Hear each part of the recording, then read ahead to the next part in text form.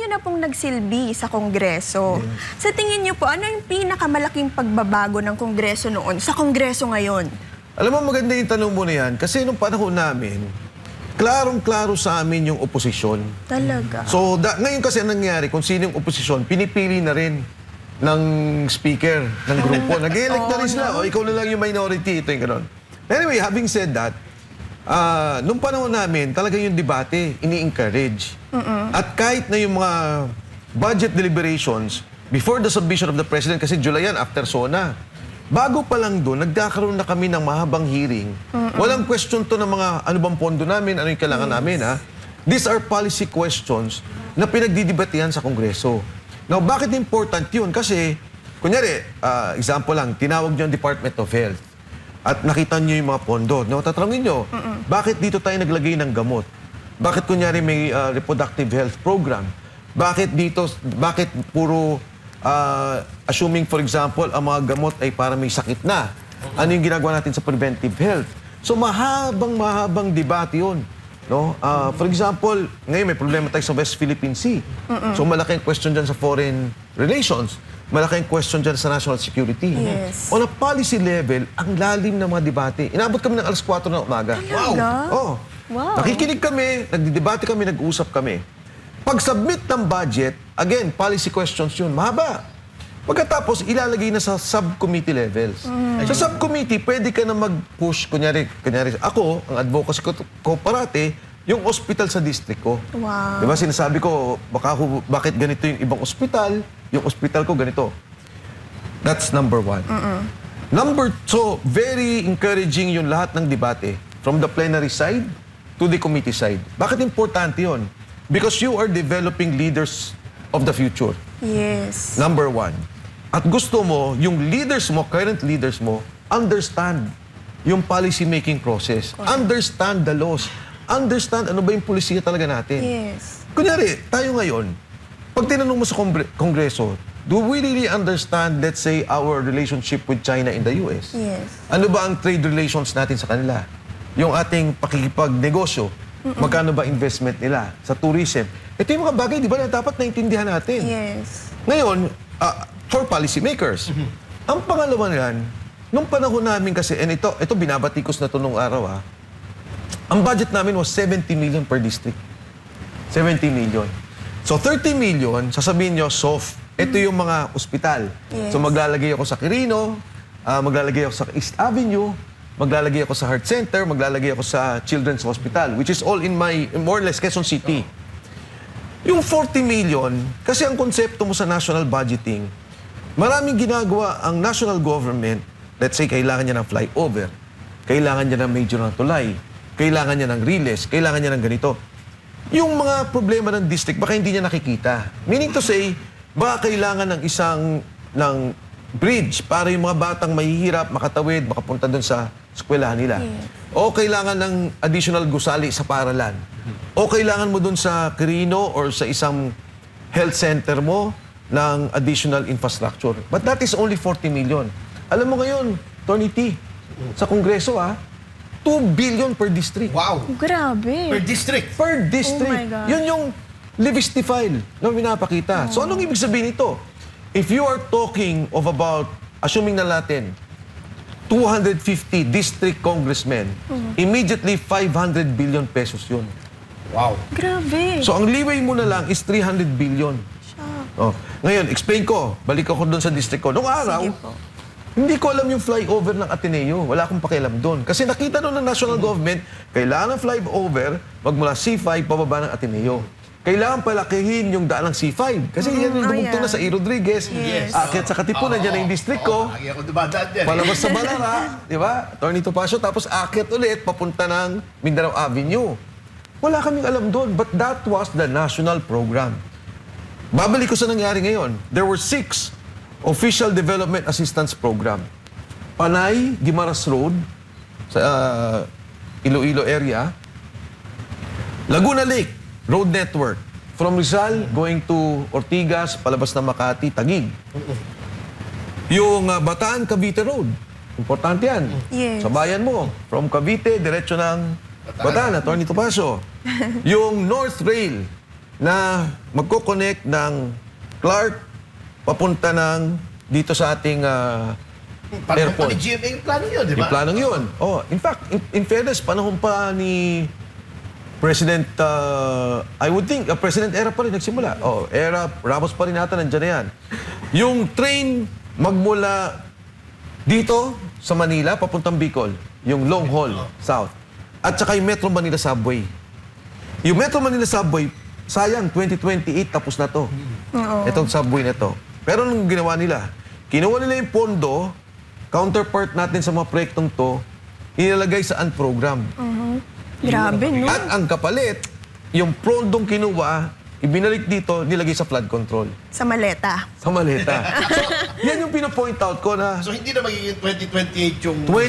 2032 na ang projection nila. Kasi Grabe. ang dahilan nila, yung boring machine daw mabagal.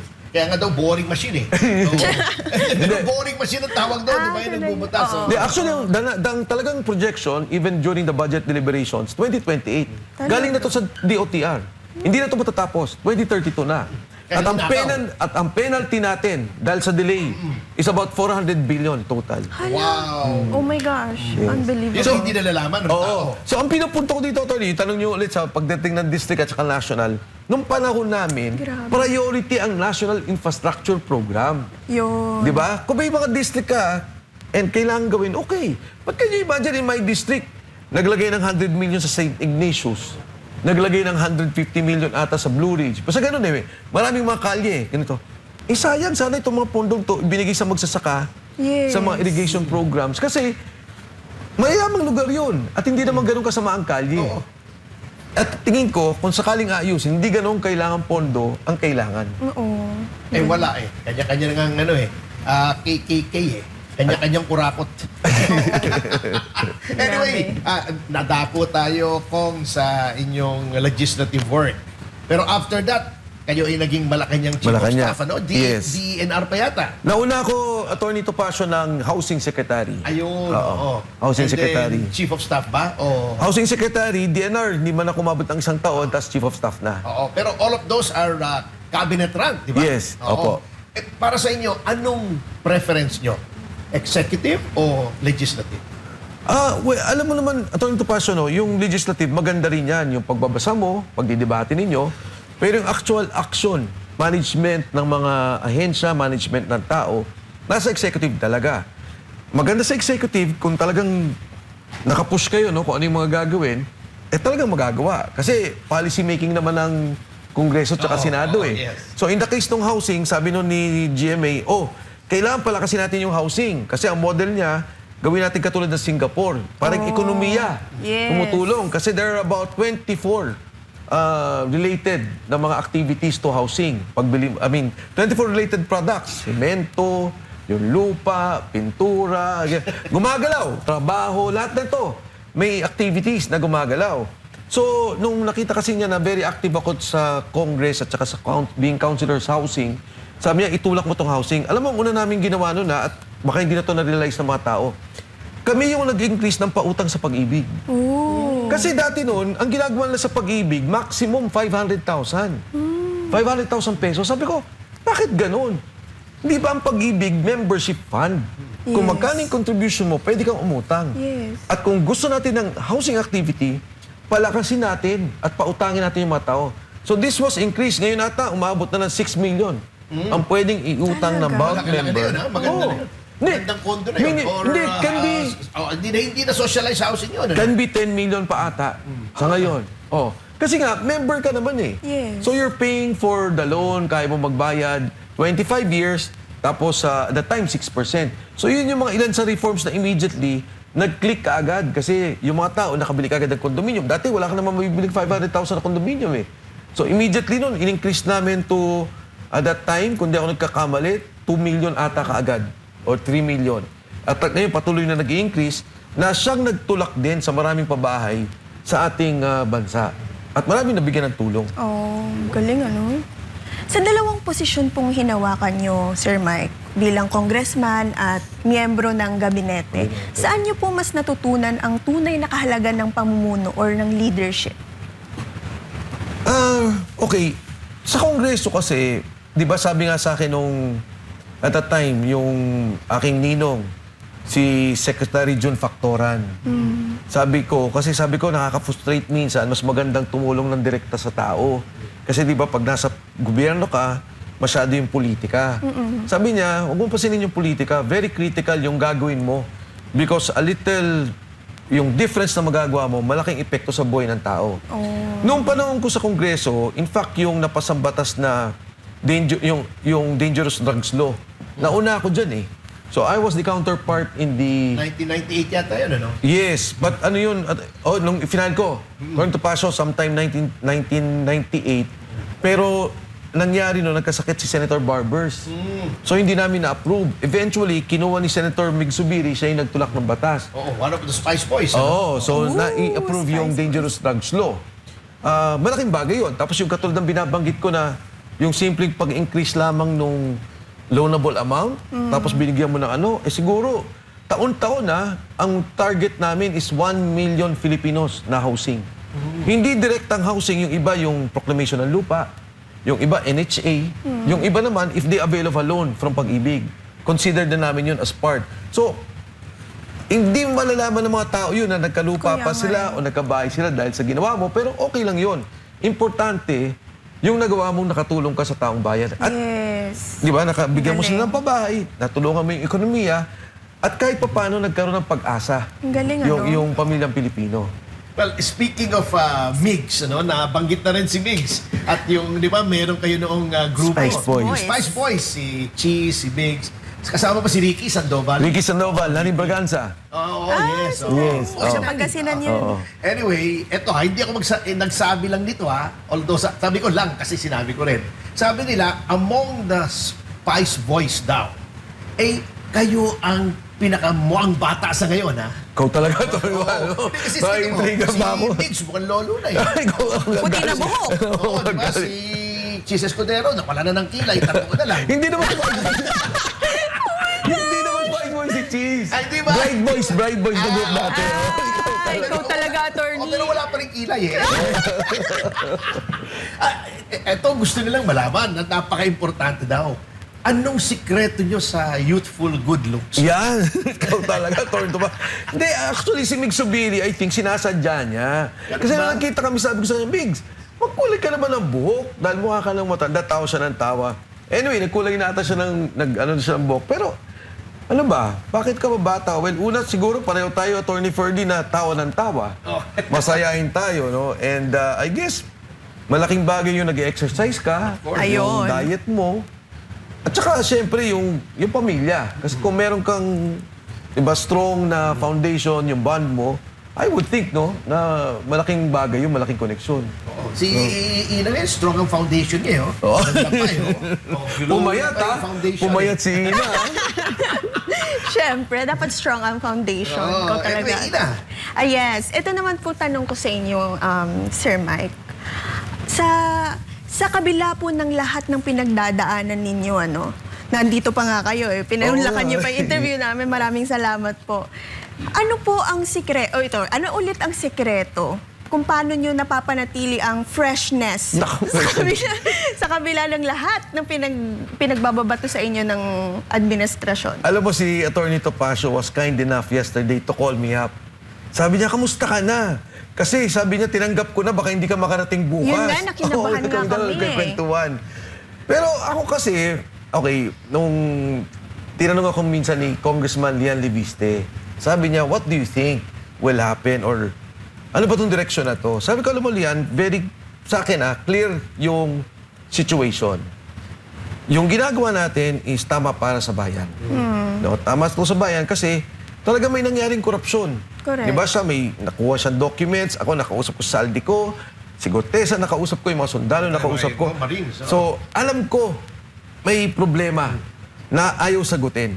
Alam ko na ayaw imbestigahan at hanggang ngayon walang kinakasuhan. At kailangan natin ituloy yan. Kasi meron kayo, Nina Juan. kami ang kinasuhan. Kami Kaya ang nga mga sa korupsyon.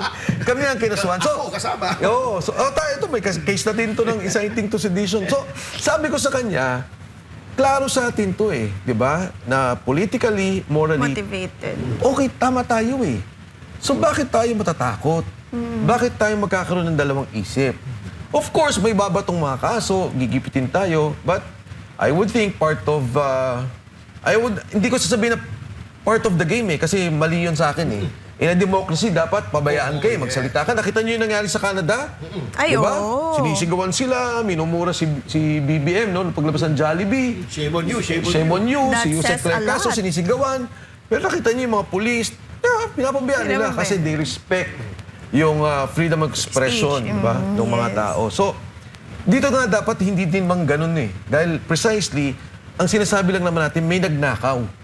At kailangan natin panagutin. Yun naman ang panawagan ng lahat Oh. Yes. Pangalawa, Attorney Ferdy, di ba, yung pera, 1.5 trillion, wala man na isole. Magkano lang ba yung pinag-usapan nilang na isole? Mas mauna pa kayong ikukulong Kaya kaysa sa nga. mga nagnakaw, ano? Oh, si Secretary Bonoan, Correct. absuelto sa kaso. Grabe. Siya yung head ng agency ng DPWH na siyang naging simula o ugat ng flood control scandal.